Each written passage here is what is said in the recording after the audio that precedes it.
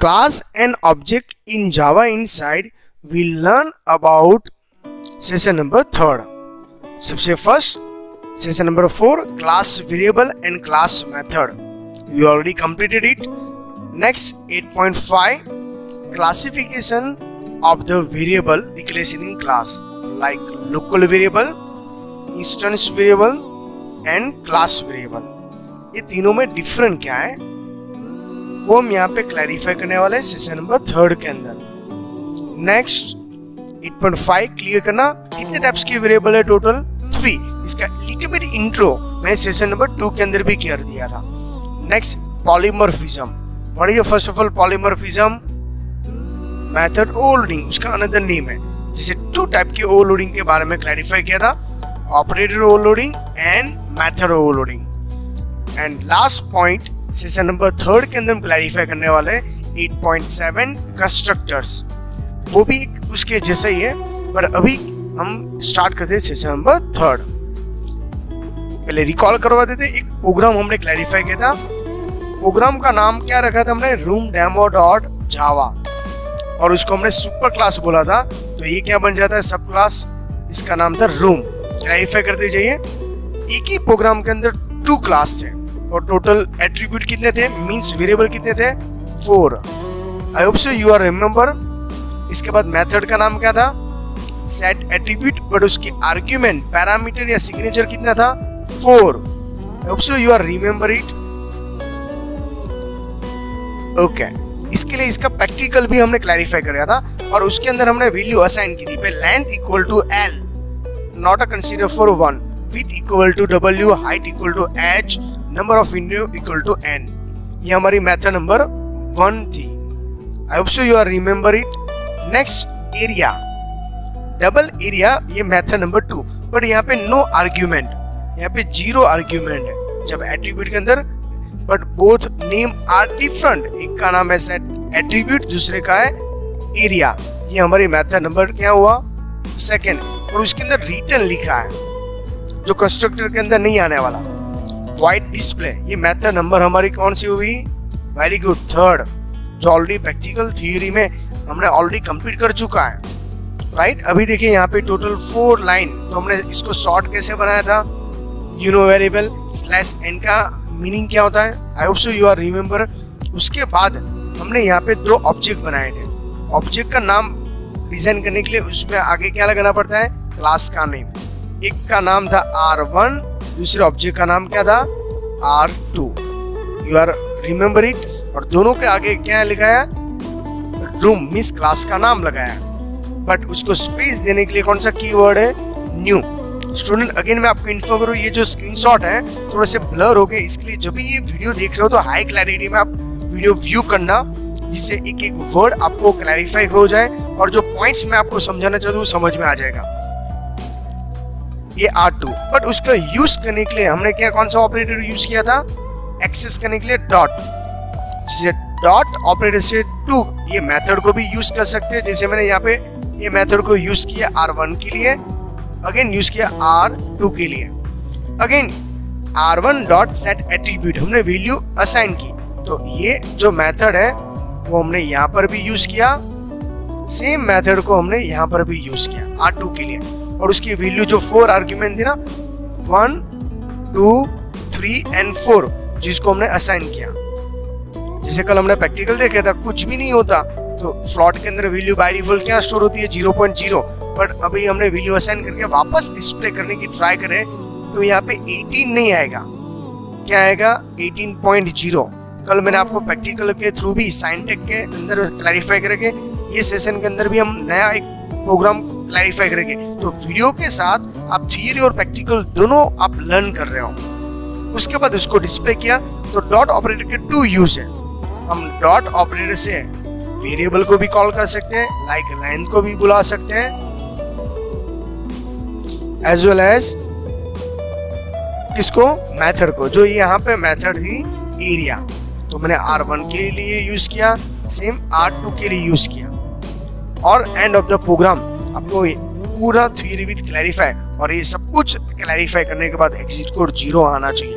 ये थ्योरी और प्रैक्टिकल दोनों के लिए इंपॉर्टेंट है, क्लैरिफाई कर लेना। समझ लेना, क्योंकि इसमें एक भी वर्ड एक्स्ट्रा आप टाइप नहीं कर सकते, राइट। नेक्स्ट, क्लास वेरिएबल के अंदर हमने मेन इंपॉर्टेंट था वेरिएबल की कैटेगरीज। तो टोटल 3 कैटेगरी है। First local variable, second instance, third class variable. आप लोग सर वेरिएबल के अंदर यस रिकॉल कर लीजिए, लोकल वेरिएबल जो ब्रैकेट के इनसाइड हो, ओरियो कर देता हूं, इसके इनसाइड लिखा जाता है स्कोप के अंदर, उसको बोलते थे लोकल। जैसे स्कोप का मैंने थोड़ा सा लिटिल बिट इंट्रो क्लैरिफाई किया था, आज अगेन पूरा प्रूफ के साथ मैं आपको एक्सप्लेन करने वाला हूं। इंस्टेंस जो मेन ब्रैकेट के आउटसाइड हो पर क्लास के इनसाइड होना चाहिए। And third variable class. Class variable के आगे कंपलसरी कीवर्ड ऐड करना है, उसका नाम है स्टैटिक। जैसे स्टैटिक वर्ड आप ऐड करोगे, मींस कीवर्ड ऐड करोगे, उसका मीनिंग होता है क्लास वेरिएबल। आप लोग सर ये 3 मेथड डिजाइन करके करेंगे क्या? हम यहाँ पे थियरी और प्रैक्टिकल दोनों क्लैरिफाई करने वाले हैं। लोकल वेरिएबल से कितना स्कोप मिलेगा, इंस्टेंस वेरिएबल से कितना स्कोप और क्लास वेरिएबल से कितना आपको स्कोप और रेंज मिलेगी। लेट अस स्टार्ट फॉर सबसे फर्स्ट हम यहाँ पे डिक्लेरेशन की बात करें। First of all what is a variable? Variable define inside the method. जो मेथड को हमने उसके इनसाइड है उसको क्या बोला जाता है? लोकल। उसको ब्लॉक भी बोला जाता है। समझ में आया? Next, formal parameters of the method are also called for local. Means formally means for bracket के अंदर जो भी लिखोगे वो नॉर्मल है, वो भी वेरिएबल डिक्लेयर कर रहा है, ब्रैकेट के अंदर है, इनसाइड है, उसको क्या बोला जाता है? लोकल। कंसेप्ट क्लियर करते रहना। ये डेफिनेशन के अंदर भी पूछा जाता है वाइवा और एमसीक्यू के अंदर। Explain for the local variable, तो आपके कंसेप्ट क्लैरिफाई होना चाहिए, अदरवाइज प्रूफ भी देंगे। मैं आपको प्रोग्राम के थ्रू भी समझाने की ट्राई करूंगा। क्रिएट व्हेन द मेथड और block is started and destroy when the method और ब्लॉक आर कंप्लीटेड। मींस यहाँ पे जो लिखा ना, ये ब्लॉक स्टार्ट हुआ, ब्लॉक ओवर हुआ, तो उसकी रेंज यहाँ तक ही है। वो यहाँ पे जो भी करना चाहते हो कर सकते हैं, उसके बाहर अलाउड नहीं है। ऐसे वेरिएबल को क्या बोला जाता है? Local variable. Local variable are not initialize by default value. उसकी कोई डिफॉल्ट वैल्यू हम स्टोर नहीं कर सकते, तो ये सेंटेंस भी इंपॉर्टेंट है। नेक्स्ट वेरिएबल है इंस्टेंस। इंस्टेंस वेरिएबल के अंदर define with in a class but outside of the any method. जैसे ये रेंज है, उसके आउटसाइड जो डिक्लेयर किया जाता है उसको क्या बोला जाता है? Instance variable. These variable are allocated in the memory from the heap, और you know variable heap memory means what? ये जैसे मैं मेथड के आउटसाइड डिक्लेयर करता हूं तो ब्रैकेट के अंदर एज वेल एज ब्रैकेट के outside, inside as well as outside दोनों जगह पे यूज किया जाता है। Instance variable are initialized by default value. उसकी डिफॉल्ट वैल्यू भी हम स्टोर कर सकते हैं। ओके, जो मैंने पॉइंट हाईलाइट किया हुआ है प्लीज इसको नोट डाउन कर दीजिए ना, इंपॉर्टेंट पॉइंट्स हैं। जैसे प्रैक्टिकल के अंदर ये सब पॉइंट समझ में नहीं आएगा बाद में। ओके, ये वो उसके मेन न्यूज। नेक्स्ट, अभी ये प्रोग्राम समझ लीजिए ये एक्चुअली है क्या। चलिए, ये प्रोग्राम ऑलरेडी हमने आगे वाले पार्ट के अंदर भी क्लैरिफाई किया, अच्छी तरह समझना। 2 प्रोग्राम के अंदर क्लैरिफाई करवा रहा हूँ। क्लास का नाम क्या है? ब्लॉक। तो प्रोग्राम का नाम क्या होना चाहिए? ब्लॉक डॉट जावा, है ना, एक ही है। उसका स्कोप यहाँ से लेके यहाँ तक है, लास्ट एंड तक। देखो यहाँ पे लिखा है, दिख रहा है ना आपको? End of the class block. Okay, public static void main के अंदर स्ट्रिंग एस होना चाहिए। इसकी रेंज यहाँ से लेके यहाँ तक है। अभी समझ में आया आपको? ऑब्जर्व करते जाना। ये वेरिएबल यहाँ पे डिक्लेयर किया इंटीजर x, जो क्लास के इनसाइड है बट ब्लॉक के इनसाइड नहीं है। ये ब्लॉक की रेंज यहाँ से लेके यहाँ तक है, ब्लॉक 2 की रेंज यहाँ से लेके यहाँ तक है। वाइवा या एमसीक्यू में पूछा ब्लॉक के बाद क्या होना चाहिए? सेमीकोलन। वेरी गुड, सेमीकोलन नहीं, कॉलन। ओके, 2 डॉट को कॉलन बोला जाता है। इसके लिए मैंने आपको याद रखने के लिए क्या बोला था? सी, ध्यान रखना है। ओके, ये वेरिएबल है ना, वो इंस्टेंस वेरिएबल है। कौन सा वेरिएबल है? अब लोग आप कैसे रिसेट करते हो? तो मैंने आपको बोला क्लास के इनसाइड होना चाहिए, मेथड के आउटसाइड होना चाहिए। बट ब्लॉक 1 के अंदर आप देख रहे हो इंटीजर y इक्वल टू 50, ये भी वेरिएबल है, बट ये वेरिएबल को क्या बोला जाता है? Local variable. तो इसकी रेंज कहां से है? ब्रैकेट स्टार्ट हुआ ब्रैकेट ओवर तक, तब तक वो लाइव रहता है। इसके बाद y ऑटोमेटिक क्या हो जाते हैं? डिस्ट्रॉय, मींस उसकी मेमोरी फ्री हो जाती है। बट x के अंदर ऐसा नहीं होता। x की मेमोरी हीप मेमोरी है पूरे प्रोग्राम के, ब्रैकेट के इनसाइड, ब्रैकेट के आउटसाइड, ब्लॉक 2 के इनसाइड, वो सबकी मेमोरी क्या रहेगी? x की वैल्यू 10, बट y की चेंज हो सकती है। बाय मिस्टेक ब्लॉक 2 के अंदर आपने इंटीजर y इक्वल टू 20 लिखा, राइट है, क्योंकि वो फ्री हो चुका है। इसकी रेंज यहाँ पे खत्म होगी, ये लोकल वेरिएबल था। यहाँ पे भी y2 लोकल है, तो उसकी वैल्यू ये ब्रैकेट स्टार्ट ओवर तक 20 रहेगी। यहाँ पे y की वैल्यू 50 कहाँ तक थी? Bracket start over. But again x equal to 30 लिखोगे, यहाँ पे इंस्टेंस वेरिएबल था, वापस यहाँ पे यूज किया तो कॉन्फ्लिक्ट होगा, कंप्यूटर कंफ्यूज हो जाएगा। x की वैल्यू में 10 क्लैरिफाई करो या 30, और बाद में जब आप कंपाइल करने की ट्राई करोगे तो एरर जनरेट हो जाएगी। क्या error I? x is already defined in main, main के इनसाइड आपने ऑलरेडी डिफाइन किया क्योंकि इंस्टेंस वेरिएबल है। ओके, इसके लिए कॉन्फ्लिक्ट हो रहा है। और कौन सी लाइन में एरर आएगी? सेम मैंने जहां आपको इंडिकेट किया है, जानबूझ के ये मिस्टेक किया हुआ है, x की वैल्यू ऑलरेडी डिफाइन कर चुके हैं। ओके, वापस उसका यूज करें तो ये अभी समझ में आया लोकल वेरिएबल का मीनिंग और इंस्टेंस। तो मैं प्रैक्टिकल के स्क्रीनशॉट के थ्रू भी मैं एक्सप्लेन कर सकता हूँ। इतने सारे प्रैक्टिकल ऑनलाइन वीडियो के थ्रू परफॉर्म करना इंपॉर्टेंट नहीं है। ऐसा होगा तो लास्ट में एक्स्ट्रा हम वीडियो बना के प्रैक्टिकल के ये सब एक्स्ट्रा कंसेप्ट क्लैरिफाई करना हो। बट अभी जो थ्योरी के लिए इंपॉर्टेंट है, यहाँ पे ये क्लैरिफाई होना चाहिए लोकल और इंस्टेंस वेरिएबल का मीनिंग क्या होता है। ओके, और उसका यूज करते हो तो एरर भी जनरेट होती है, तो कोई एरर आई, राइट, तो ये क्लैरिफाई हुआ। इसके बाद हमने एक दूसरा भी क्लैरिफाई किया, वही वेरिएबल के अंदर जब हम कमेंट में डाल देते हैं, ये कमेंट है ना, सिंगल लाइन कमेंट, जो पहले एरर वाला था, तो सेम यहाँ पर भी है x इक्वल टू 10। अभी अच्छी तरह ऑब्जर्व करना, ये प्रोग्राम का हम आउटपुट समझे। ओके, ये ब्लॉक के अंदर y की वैल्यू क्या है? 50 है ना। ये ब्लॉक 2 के अंदर y की वैल्यू क्या है?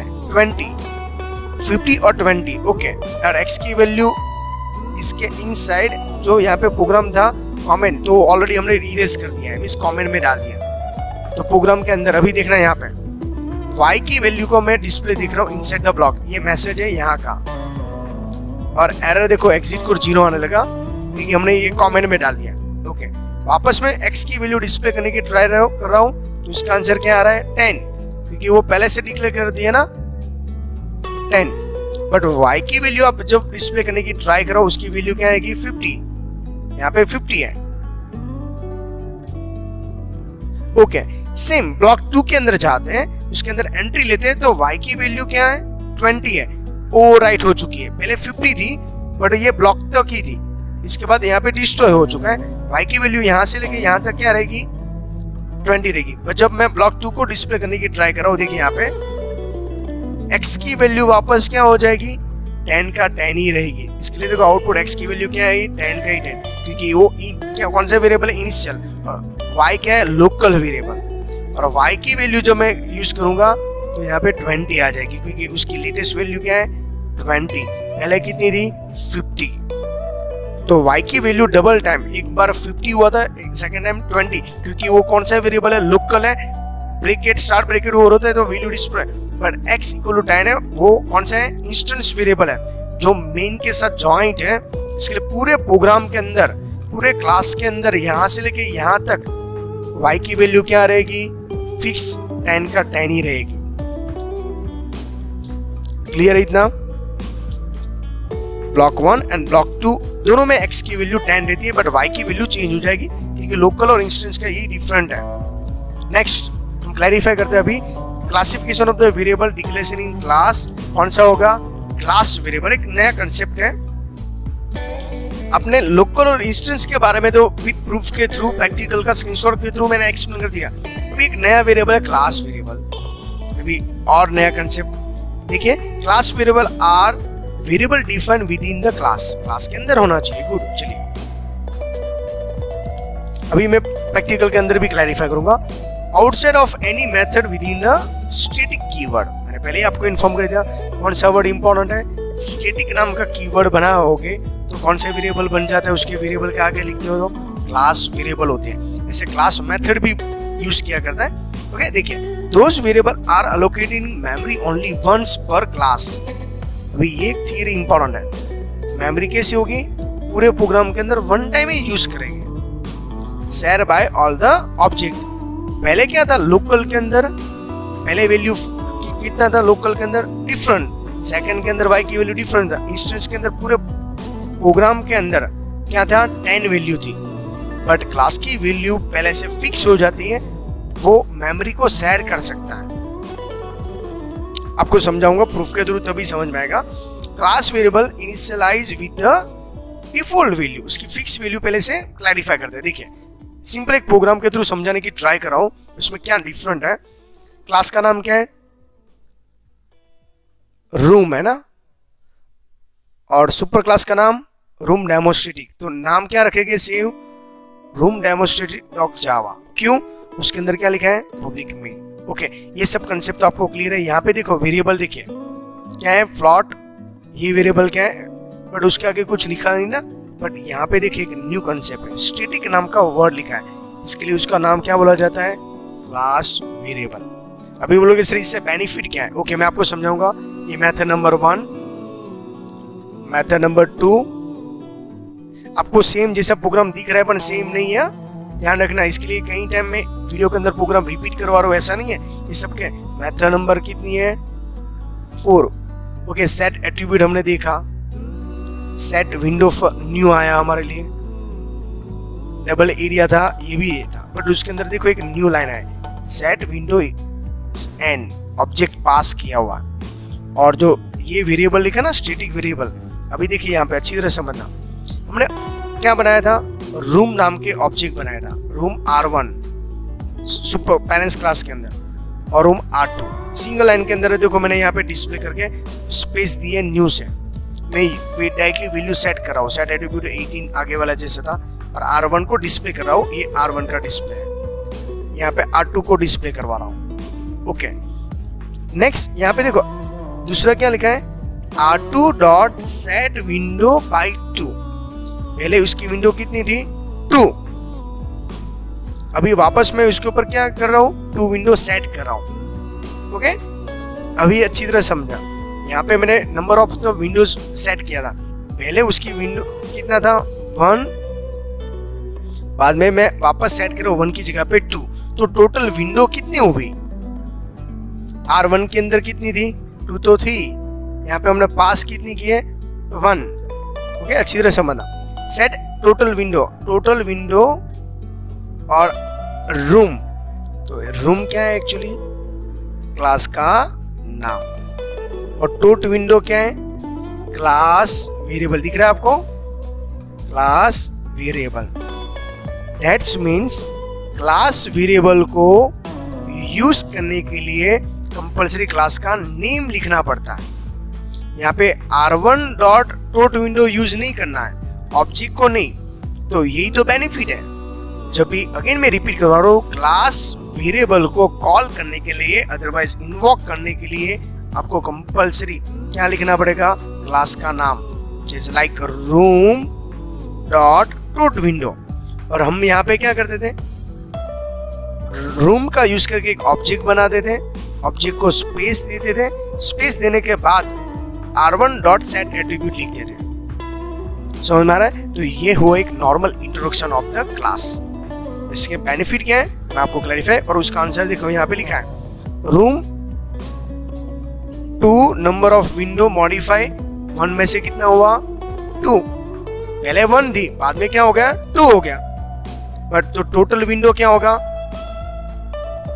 2, और जो न्यू अपडेट वापस यहाँ पे आया +2। तो टोटल नंबर ऑफ विंडो कितने आ जाएगा, आंसर 4 आ जाएगा।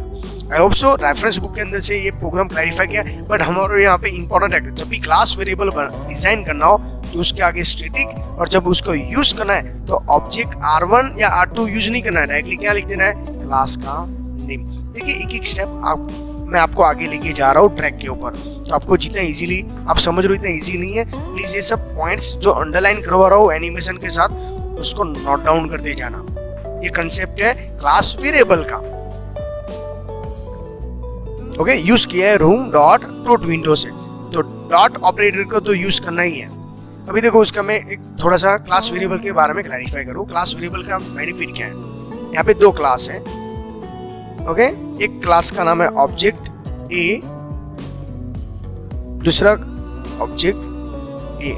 तो देखो क्लास का नाम सेम है, ऑब्जेक्ट का नाम क्या है? एक ए, दूसरा बी। पर इंस्टेंस वेरिएबल की मेमोरी क्या होती है?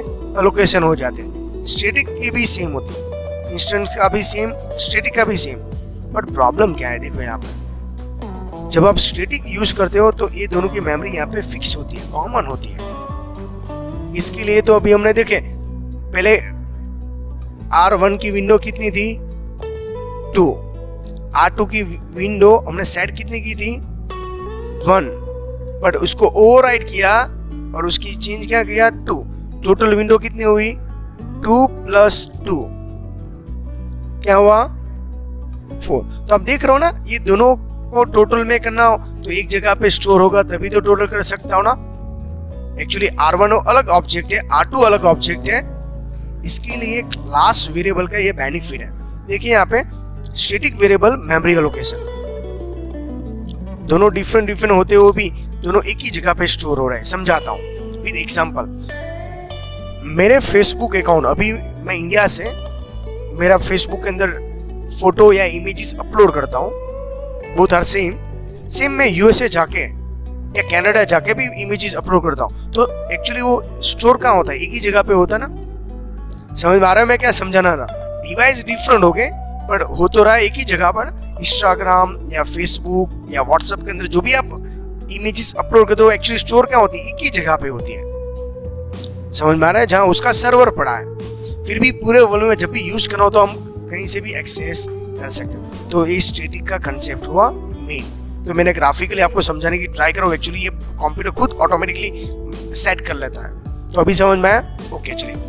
इसके बाद है concept polymorphism. What is the first of all polymorphism? इसका कंसेप्ट भी हमने क्लैरिफाई करे। पॉलीमॉर्फिज्म का मीनिंग क्या होता है? मैनी फॉर्म, एक से ज्यादा। उसके अंदर वर्ड क्या रखना है याद? ओवरलोडिंग।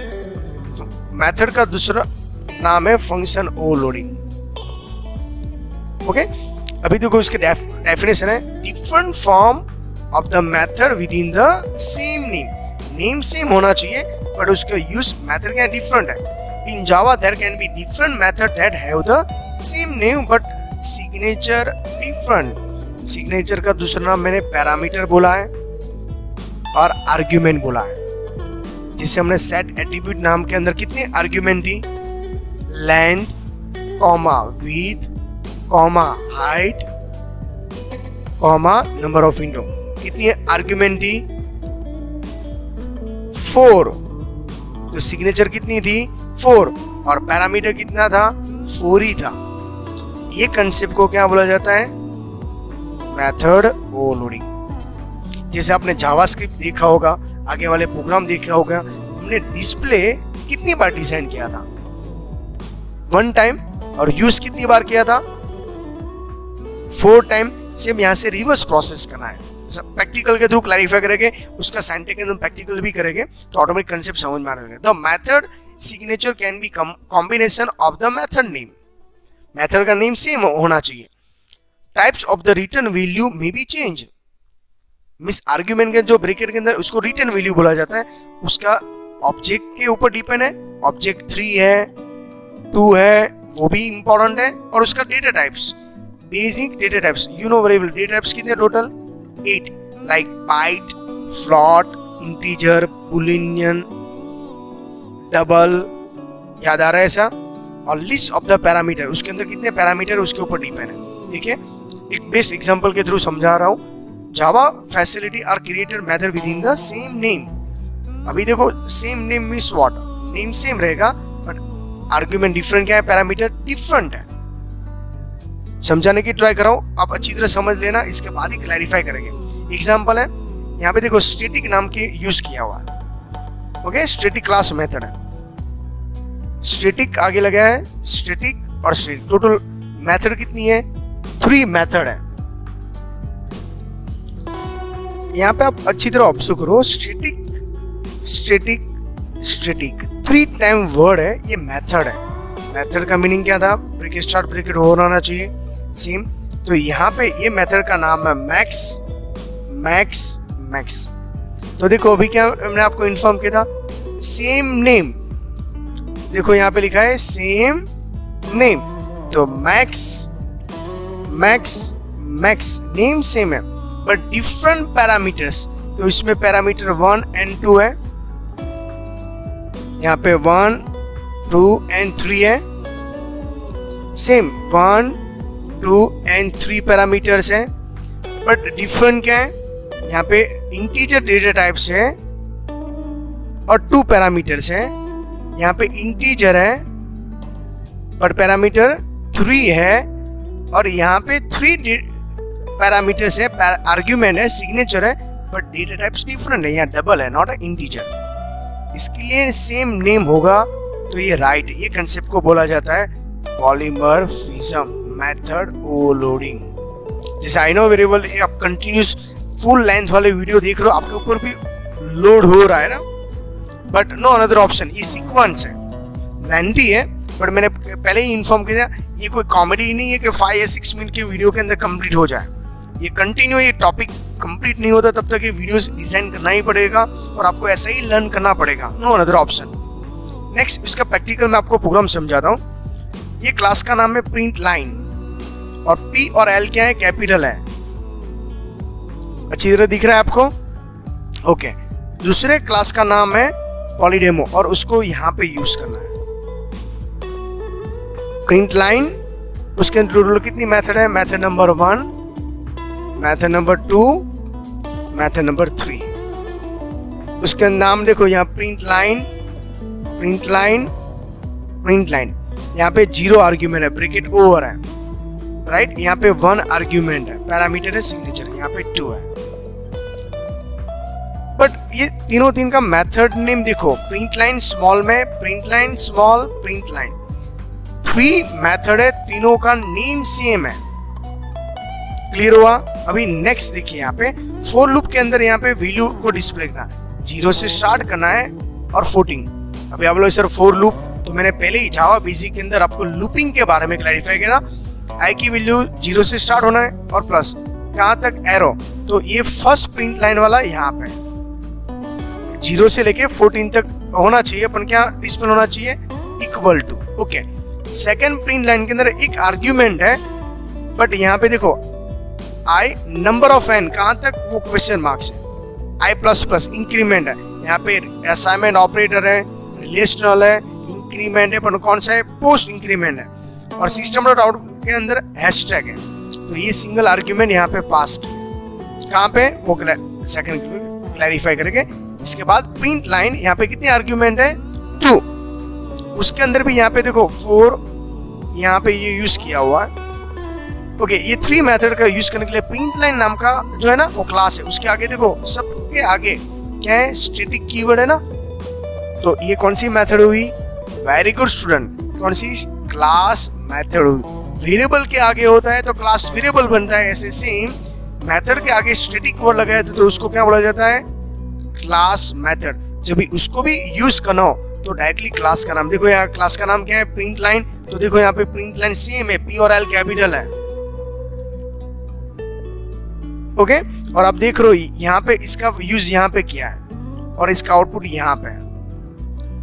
यहाँ पे स्टार्टिंग रेंज इक्वल टू है ना, इक्वल टू यहाँ पे सेम। सेकंड के अंदर एक आर्ग्यूमेंट पास किए 30, तो देखो यहाँ पे आर्ग्यूमेंट पास हुई यहाँ पे, और प्रिंट लाइन का डिस्प्ले हैशटैग यहाँ पे कितनी बार होगा? ये 30 टाइम। ये कितनी बार होगा? 40 टाइम। और यहाँ पे देखे प्रिंट लाइन सिंबल भी यहाँ से पास हो रहा है और वैल्यू भी, तो ये यहाँ पे कैरेक्टर में गया, इसके लिए देखो कैरेक्टर है, और कितनी टाइम? 20 टाइम।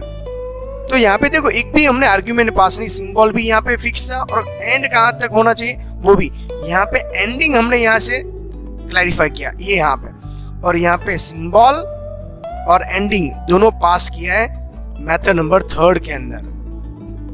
और जब भी उसका एंडिंग यहाँ पे 20 टाइम प्लस सिंबल यहाँ से डिस्प्ले हो रहा है, देखो यहाँ पे है ना, नंबर ऑफ एच, ये उसकी 3rd है। आई होप सो आपको ये कंसेप्ट समझ में आ रहा है स्टूडेंट, ये इंपॉर्टेंट है। मेथड ओवरलोडिंग अदरवाइज पॉलीमॉर्फिज्म बोला जाता है, उसको फंक्शन ओवरलोडिंग भी बोला जाता है। ओके, प्रिंट लाइन और प्रिंट लाइन तीन का क्लास नेम सेम है और मेथड है का नाम है प्रिंट लाइन स्मॉल में प्रिंट लाइन, और उसका यूज यहाँ पे किया हुआ है। ओके, ये क्लैरिफाई करने से पहले मैं आपको प्रैक्टिकल क्लैरिफाई करवा देता हूँ। हम सिंटैक्स स्टार्ट करते हैं। सिंटैक्स स्टार्ट करने से पहले मैं आपको इन्फॉर्म दूं, सिंटैक्स मैंने प्रोग्राम स्टार्ट किया और यहाँ पे आपको सबसे पहले प्रोग्राम सेव करना पड़ेगा। अभी प्रोग्राम टाइप करने से पहले यू नो वेरी वेल हमको डिसाइड क्या करना पड़ेगा, क्लास नेम और मेथड। ओके, मैं यहाँ पे सबसे पहले लिखता हूँ क्लास स्पेस प्रिंट लाइन। देखो इसमें P और L क्या है, कैपिटल है। Next curly bracket start curly bracket over. Second class बनाता हूं क्लास और उसके आगे मैं पब्लिक यूज कर लेता हूं जिससे आपको थोड़ा सा कंफ्यूजन लेस हो। क्लास है पब्लिक है, ये 4P का हमने यूज किया है, पॉली डेमो। उसमें मैंने D क्या रखा है, कैपिटल रखा है। Okay, bracket start bracket over. यहां पे मैं लिख देता हूं directly public static void main bracket start bracket over. उसमें स्ट्रिंग का S capital, string argues bracket start bracket over. उसके इनसाइड भी हम वापस same curly bracket start curly bracket over. अभी ये प्रोग्राम का नेम क्या रखेंगे, बट वैसे अभी तो आपको क्लियर है, जो भी क्लास के अंदर मेन लिखा है वही नेम यहाँ पे रखेगा। मैं फाइल में जाके सेव कर देता हूँ। सेव करने के टाइम नेम सेम रखना है, polydemo डॉट जावा। ओके, मैंने ऑलरेडी ये सेव करके रखा था, इसके लिए ओवरराइट के लिए बोल रहा है, पर यहाँ पे मैंने रेडी कर दिया है। अभी देखिए यहाँ पे अच्छी तरह ऑब्जर्व करना। अभी यहाँ पे मैं टोटल ये क्लास के अंदर 3 मेथड बना रहा हूं। स्टैटिक स्मॉल में आना चाहिए, देखो इसका कलर चेंज हो जाता है। वॉइड प्रिंट लाइन, और उसके अंदर कोई आर्ग्यूमेंट नहीं है। Again curly bracket start curly bracket over. ये मेथड नंबर 1 कमेंट के अंदर आपको समझा रहा हूं। मेथड नंबर 1 एक हम टाइपिंग करके रेडी कर देते हैं, बाकी हम क्लैरिफाई करेंगे वापस। 4, तो ये 4 का यूज देखो, 4 भी ब्लू कलर की कीवर्ड है। इसमें वैल्यू कहां से स्टार्ट करना है वो क्लैरिफाई करते हैं। Integer I equal to 0 semicolon. अभी उसका एंड कहां तक जाना है, integer less than 40। Again semicolon. तो लूप कितनी बार घूमेगा, 14 टाइम, 0 से लेके 14, और I plus plus every time 1 increment करना है। Again curly bracket start curly bracket over. उसके अंदर हमको एक्चुअली करना क्या है, तो हम लिखेंगे सिस्टम का S capital, system dot out dot println. Okay, ln लिखोगे तो न्यू लाइन में डिस्प्ले नहीं होगा। इसके लिए लास्ट में मैं यहाँ पे सिंगल कोड के अंदर लिख के उसको क्या बोला जाता है, बोलो कैरेक्टर। और नेक्स्ट लाइन के अंदर हम वापस system dot out dot println लिख देते हैं, ब्रैकेट स्टार्ट ब्रैकेट ओवर। ये भी राइट स्टेट में, उसके अंदर कुछ भी नहीं लिखे हो तो भी चलता है। ओके, सेव करते जाना। मेथड नंबर 2 मैंने यहाँ पे डायरेक्टली टाइप करके रेडी कर दिया है, जिससे आपको कंफ्यूजन हो। बट यहाँ पे ऊपर वाली मेथड आप बोलोगे दोनों सेम है, नो, ये मेथड नंबर 1 थी, मेथड नंबर 2। बट उसके अंदर मैं जो प्रिंट लाइन लिखा था उसके अंदर आर्ग्यूमेंट पास करता हूँ इंटीजर एन। तो ध्यान रखना क्या क्या चेंजेस करना है। और उसका एंडिंग है ना, जो 14 लिखा था उसकी जगह पे मैं एन लिख देता हूँ, जो हम सुपर क्लास से हम एक्सटेंड करके। और सिंबल आपको समझाने के लिए हम यहाँ पे हैशटैग कर देते हैं, कोई भी सिंबल लगा सकते हैं, उसकी कोई ऐसी रिक्वायरमेंट नहीं है। बट आपके रेफरेंस बुक के हिसाब सेम टू सेम मैं आपको क्लैरिफाई करवाना चाहता हूँ, जिससे थोड़ा कंफ्यूजन लेस रहोगे। ये मेथड नंबर 2 हुई। अगेन सेम हम नेक्स्ट मेथड अगेन टाइप करेंगे यहाँ पे। देखिए मेथड नंबर 3 अगेन वापस मैंने टाइप किया सेम टू सेम, बट ध्यान ये रखना है आपको, यहाँ पे हम 2 पैरामीटर पास कर रहे हैं विथ कॉमा इंटीजर n। ये मेथड नंबर 3 है। ये मेथड नंबर 1 विदाउट ब्रैकेट, इसमें सिंगल ब्रैकेट है विथ मींस एक आर्ग्यूमेंट पास किए, यहाँ पे 2 आर्ग्यूमेंट पास किए पैरामीटर्स, बट यहाँ पे रेंज है ना वो एंडिंग हमको डिसाइड नहीं करना है। अगेन हम यहाँ पे n सिलेक्ट करेंगे और जो कैरेक्टर हमने रखा था उसकी जगह पे हम यहाँ पे ch लिख देते हैं, मींस कैरेक्टर जो बॉटम साइड से हमको पास करना है। तो ये मेथड नंबर 1 2 3 और इसमें सब में आगे स्टैटिक लगा है। तो ये मेथड है प्रिंट लाइन की, प्रिंट लाइन मेथड, ये कौन सी है, class method.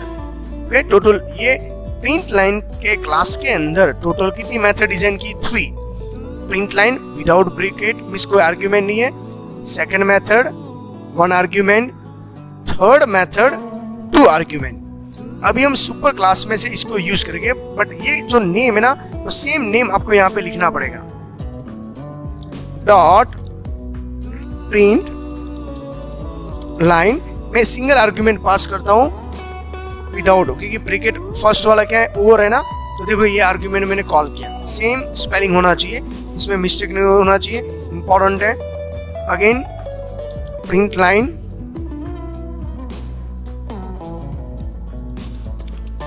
Dot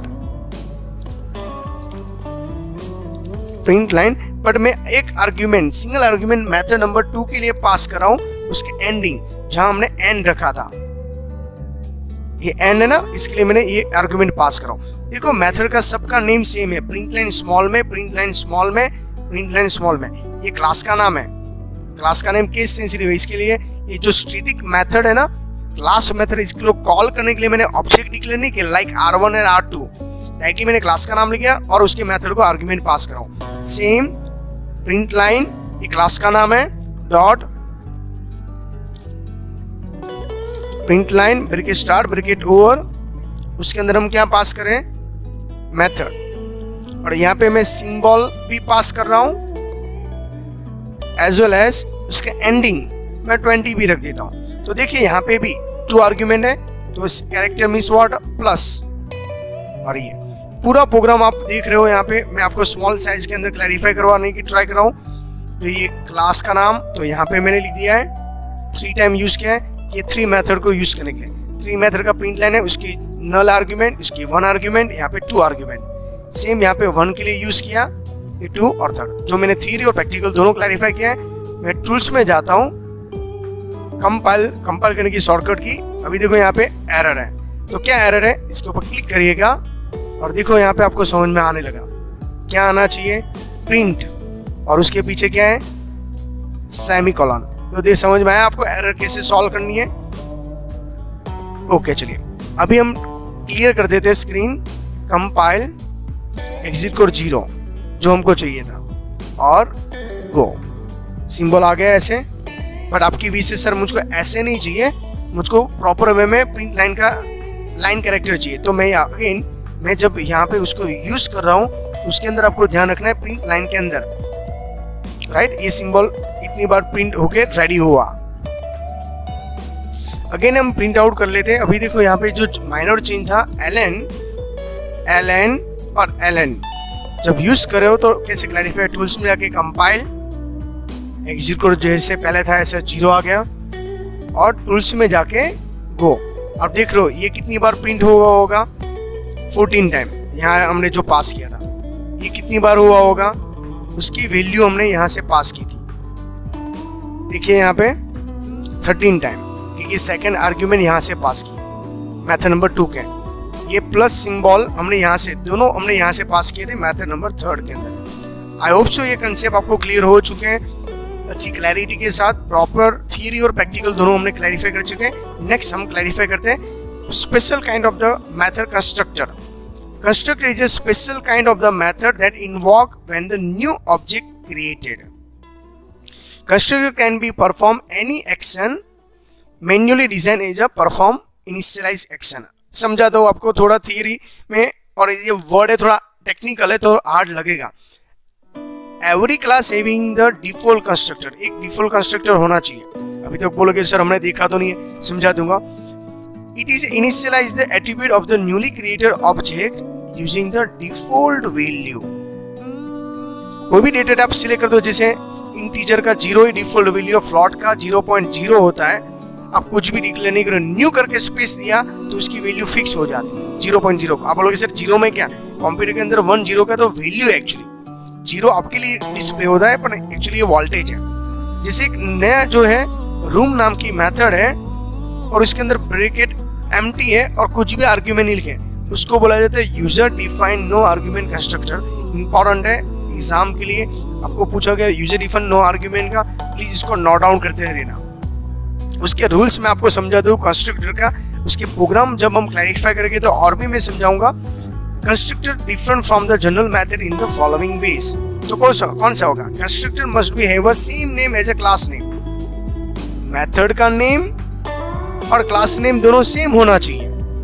constructor does not have a return value, अभी उसकी रिटर्न वैल्यू नहीं होना चाहिए। मैं प्रोग्राम के अंदर सेम समझाने की ट्राई करो। देखिए आप, क्लास का नाम क्या है, रूम। मेथड का नाम क्या है, सेम कैपिटल। अभी वो लोग सर प्रिंट लाइन में थे अपन, पी और एल कैपिटल था ना, डिफरेंट था। एक फर्स्ट रूल हमने फॉलो किया। अभी देखिए next, does not have a return type. तो देखिए प्रोग्राम के अंदर मैं समझा रहा हूँ, उसके अंदर रिटर्न टाइप नहीं है। आप लोग ये जहाँ रूम है ना, यहाँ पे रिटर्न टाइप नहीं लिखा है, और डबल एरिया के अंदर रिटर्न टाइप है, और उसका नेम सेम नहीं है, एरिया लिखा है, रूम नहीं लिखा है। Okay, second rules true, invoke implicitly only when the object constructor using new operator. Implicitly में सो इनसाइड, जब न्यू ऑपरेटर से हम यूज करेंगे तभी इसको कॉल कर सकते हैं। Can not invoke the explicitly means exit side से आप बोला नहीं सकते। Like other method constructor can also overloaded, ये भी ओवरलोड हो सकती है। जैसे रूम दोनों सेम था ना, देखिए यहाँ पे नेम सेम है और पॉलीमॉर्फिज्म का भी कंसेप्ट है।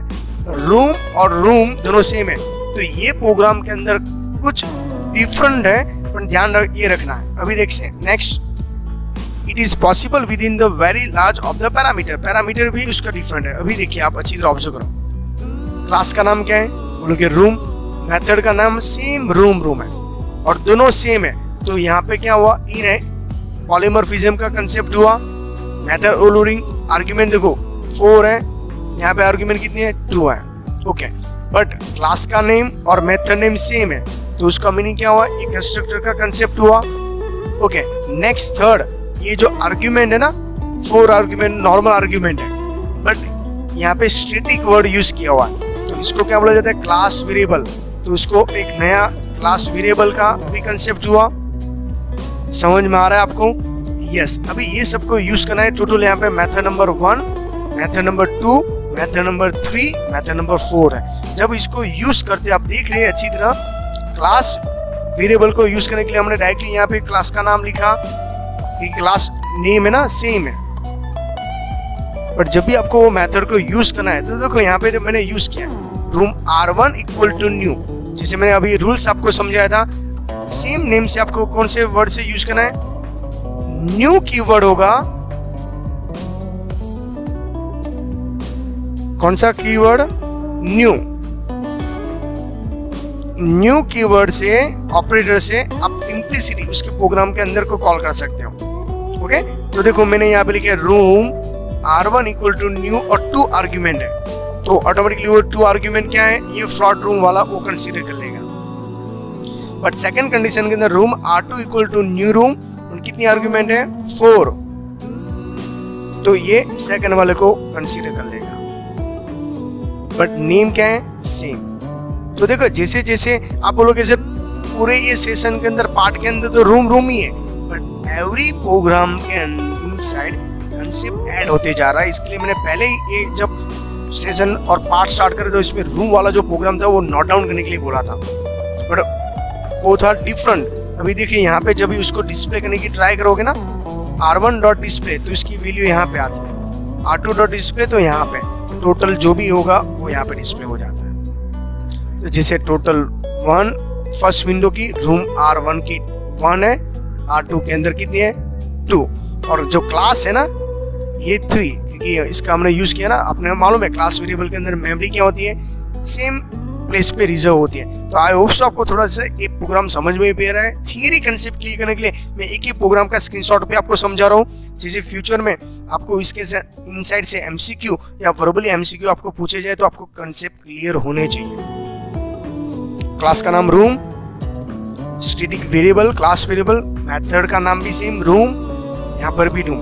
जब यूज कर रहे हैं तो room R1 equal to new room करके 2 आर्ग्यूमेंट है, तो ये सेकंड वाली ओके R2 तो फोर्थ, तो फर्स्ट वाली आर्गुमेंट पास कर रहे हैं, और यहाँ पे क्लास का कंसेप्ट है। तो देखिए 1 बाय 1 एक एक हमने मेथड लर्न किया, पहले एक प्रोग्राम के अंदर 2 क्लास बनाना स्टार्ट किया, सुपर कौन सा है, मेन कौन सा है। इसके बाद हमने क्लास वेरिएबल के बारे में क्लैरिफाई किया, स्टैटिक वेरिएबल, इंस्टेंस वेरिएबल। उसके बाद हमने कंस्ट्रक्टर क्लैरिफाई किया, कंस्ट्रक्टर के रूल्स समझे, और उसके ये प्रैक्टिकल हम समझ रहे हैं। ओके, आई होप सो आपको ये कंसेप्ट समझ में आ चुके हैं। Thank you very much student.